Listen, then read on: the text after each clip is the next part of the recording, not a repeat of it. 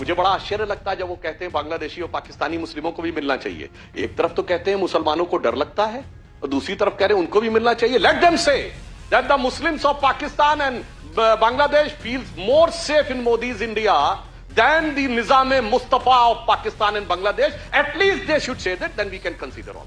Our point is, whosoever is staying in our country since long and exercising their every right, they are already citizens and they don't need to prove further regarding their citizenship. How, from where he has drawn a conclusion that giving citizenship to any persecuted person from neighboring state has anything to do with the existing citizens of this country and their citizenship? This is the provocative and polarizing things on the solely 100% false propaganda. You are having more sympathy towards a Bangladeshi citizen rather than an Indian citizen. As you can see, the opposition is questioning this entire issue on timing. They say that an act which was passed by both houses of parliament in December 2019, for 4 years the government sits on it, and then suddenly, few days before general elections are announced, notifies it. That this is being done purely with an eye on the election. It's a gimmick. It's not about actually empowering citizens, empowering illegal immigrants or refugees. Rajiv, when they talk about December 2019, they make their claim itself ridiculous when they try to connect it with the elections. Was December 2019 was run up to the election? No, sir. It was finally notified in January 2020, just 6 months after the election. And subsequently, 2 years have gone in COVID. And then the certain legal questions and other thing has to be settled down and the certain preparation has to be made. Now it is being done. And to my surprise, sir, it is the resolution of the various political parties.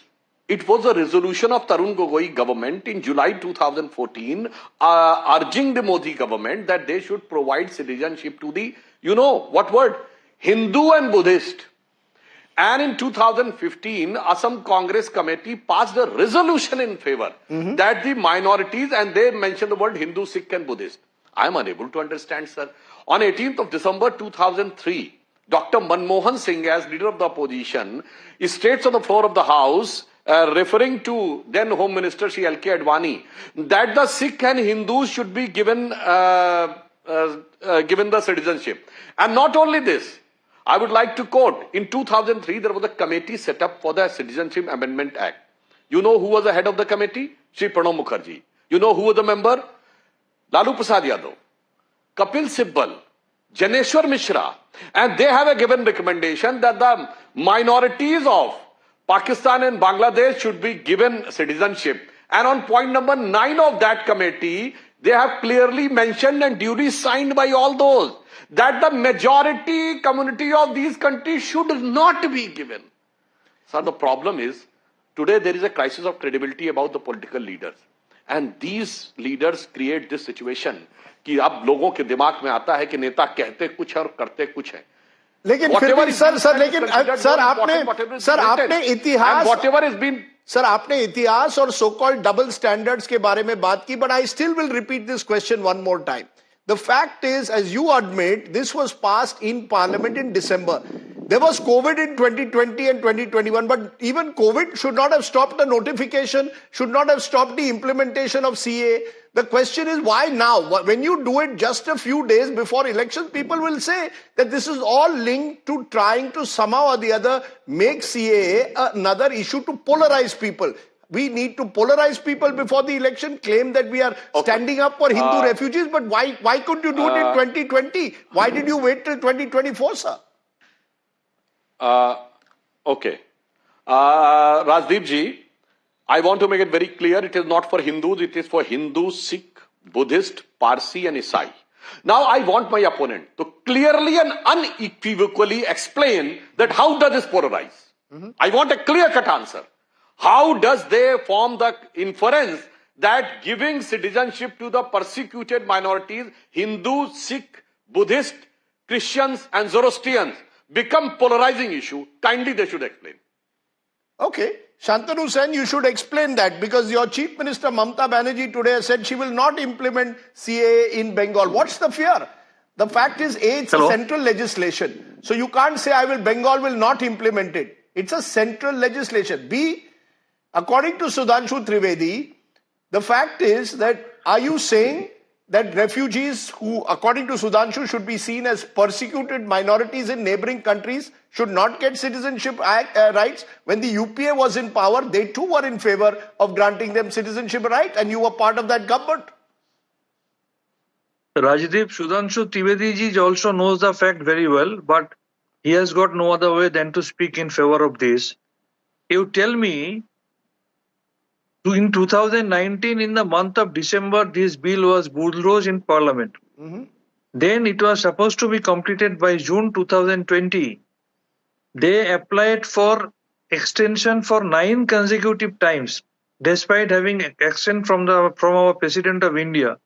And now, before this election, they are doing this Jumla. No, but what is your opposition, sir? What is your primary opposition? Is it about timing? Is it about content? I want clarity from you. What is your principal opposition? Our party's principal opposition is, which has been clearly mentioned by our party supremo, Madam Mamata Banerjee. We do believe that whosoever is living and staying in our country since long, they are exercising their voting right in electing central or state government. They are enjoying all the constitution given facilities. They are already the citizens of our country, and they do not need to prove their citizenship any further. And so on the contrary, and once again, and we have also said, if this CAA deprives any community from their any right, we are going to fight tooth and nail. And our party supremo has once again said this afternoon in the press conference that we opposed this CAA. We have been opposing and we will be opposing in the coming days. Sir, let me get it very clear. Are you saying that you want citizenship to be given to all, whether it's a Matua Hindu from the scheduled caste community who has come in before 2014 and a Muslim who has come in from Bangladesh? Are you saying both deserve it? I want clarity. Everyone knows that BJP is once again in a mode to play this religion card before election. And once again, I do repeat, it's very clear, it's crystal clear, it's loud and clear. No, answer my question. Are you saying whether you are a Bangladeshi Muslim who has come into Bengal or whether you are a Matua community who has come in from Bengal, both deserve citizenship if they have spent 5 years before 2014 as the bill envisages? I think I failed to convince you. Our point is, whosoever is staying in our country since long and exercising their every right, they are already citizens and they don't need to prove further regarding their citizenship. Okay. Sudhanshu Trivedi, let's come to the other therefore point. The point which is being made, the other criticism is that this essentially, Sudhanshu ji, divides Hindus and Muslims because and I gave the example, if someone has come into Bengal, whether he's a Muslim or she's a Muslim or a Hindu, if they've stayed a particular period of time, who have been deemed in the past illegal immigrants, why should only Hindus get that benefit? Why should Muslims also not? Is the point being made? First, I would like to say, Mr. Shantanu Sen is a respected member of parliament. He's a lawmaker. From where he has drawn a conclusion that giving citizenship to any persecuted person from neighboring state has anything to do with the existing citizens of this country and their citizenship. This is the provocative and polarizing things on the solely 100% false propaganda. He cannot connect any line in between. Now coming to your question, what you have said, that all should be given. We have not said that we will not give anyone. After our government came into power, more than 500 Muslims from Pakistan and Bangladesh have got the citizenship, including Adnan Sami. One thing that they cannot claim under the category of religious persecuted. They can claim on n number of other categories. These Hindu, Sikh, Buddhist, Christians and Zoroastrians can claim under the category of religious persecuted. And not only this, sir, I would like to remind, this was the same Mamata Banerjee in 2005. Before our government came, from not in the entire parliamentary history of 1947, but for the time of Viceroy's Executive Council, never would have been a scene when file has been thrown on the chair of the speaker. Mamata Banerjee was so much in anguish that then Speaker Somnath Chatterjee was not allowing discussion on the issue of the Bangladeshi infiltrators. And it was her resolve that they should be thrown out. And she became in so much anguish that she thrown. She has broken all the things. And now the same Mamata Banerjee is saying, I will not allow anybody to go outside, sir. Isliye there is a crisis of credibility. No, you raise a very, again you expose. देख तेरे संसार की हालत क्या हो गई भगवान, कितना बदल गया इंसान. Why do you say this will polarize? Or is it that you are also playing Muslim vote bank politics? Just as you are accusing BJP of playing Hindu vote bank politics, Mamata Banerjee and the TMC stand accused of playing Muslim vote bank politics. If you go to Assam till now, as of now, you can see the actual condition of the detention camp. How many persons they have already died? How many children they have already died? In our state of West Bengal, our Chief Minister, Madam, has categorically said, we are not going to allow this type of detention camp. We are not going to allow any community. Are you playing Muslim vote bank politics? CAA. No. Are you playing Muslim vote bank politics? Is the charge effectively that Sudhanshu is making? So why do you think it will polarize? Why do you think CAA will polarize people? You tell me why just few days before the notification of election? Why not before? Why not before? Like they after earning 75,000 crores of rupees, they are decreasing the value of gas cylinder by 100 rupees prior to the election notification. Similarly, our publicity master, Mr. Prime Minister, is coming out with this CAA just few days before the day of notification. Why so? Okay. The principal argument, therefore, Sudhanshu, remains simply this. I think every opposition leader, from what I can gather, the principal objection is that before the election, you're bringing back the CAA to try in some way to once again change the narrative. At the moment, electoral bonds has been a setback for the government. An election commissioner suddenly resigning has raised question marks. You want to change the narrative before the elections is the principal charge. I'll give you one more attempt to try and resolve that question for Shantanu Sen and the opposition's contentment. Okay. Whatever Mr. Shantanu Sen has said, I will reply point by point from the beginning what I said. The principle of his party has become very clear. He is comparing Adnan Sami, who is now an Indian citizen Muslim, and he is saying that the Bangladeshi citizen was not allowed to perform and their state welcomed him. So you are having more sympathy towards a Bangladeshi citizen rather than an Indian citizen, despite both of them. An artist is an artist. Now coming to that. An artist is an artist. Okay, let him finish. Yes, go ahead. Finish, Sudhanshu. Rajdeep ji, you know why Mamata Banerjee has drifted away from Congress. The reason lies somewhere this. When Rahul Gandhi started his Nyaya Yatra, her social media team has posted, look at the crowd. And the maximum crowd was there in Assam, Dhubri, Barpeta, Karimganj area. And in West Bengal, when they entered, their biggest rally was in Malda. These are the areas, Dhubri, Barpeta, Karimganj, Malda are the highly Bangladeshi infiltrated, dominated state. But this is the problem. And Shantanu Senji's party's chief election strategist in 2021 Vidhan Sabha election has given an official statement that our counting starts with 30%. हमारी गिनती 30% से शुरू हो जाती है. So साहब किसी के मन में कोई किंतु परंतु नहीं है. There is if and but कि what they are trying to say. But unfortunately I would like to say one sentence. ये जो हो रहा है ये इतना दुखद है कि जिन लोगों ने देश के लिए इतना कुर्बानी दी है, जिन लोगों ने इतना सहा है, मैं अटल जी की कविता की एक पंक्ति कोट करना चाहता हूं. राजदीप जी 15 अगस्त का दिन कहता आजादी अभी अधूरी है, सपने सच होने बाकी हैं, रावी की शपथ न पूरी है.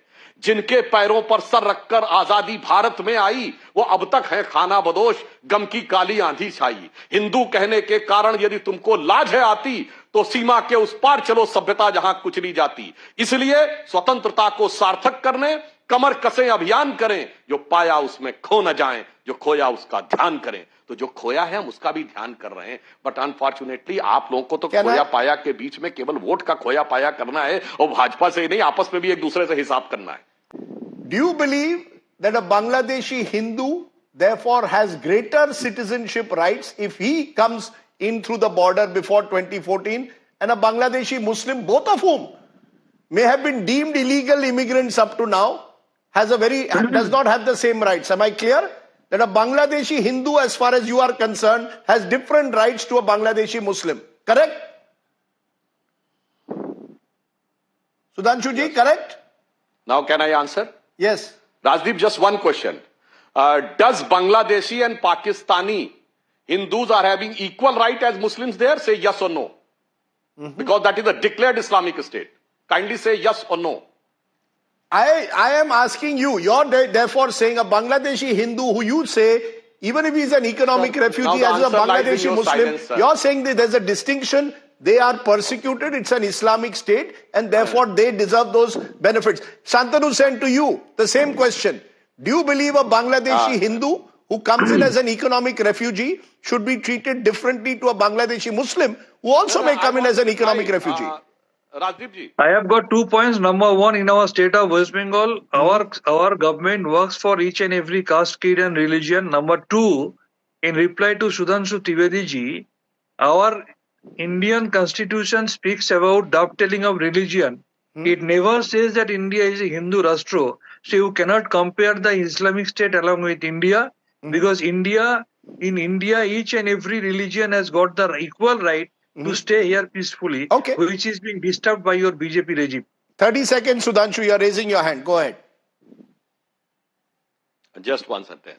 That's why I am saying he said very correct. I'm unable to understand that when it is written Hindu, Sikh, Buddhist, Zoroastrian and Isai, how come he relate the Sikh, Isai and Jain as Hindu Rashtra? But one thing, yes, we are the secular state in this country, in this area, Afghanistan, Pakistan and Bangladesh. So as a secular state, it is incumbent duty on our part to provide shelter to those who are facing religious persecution.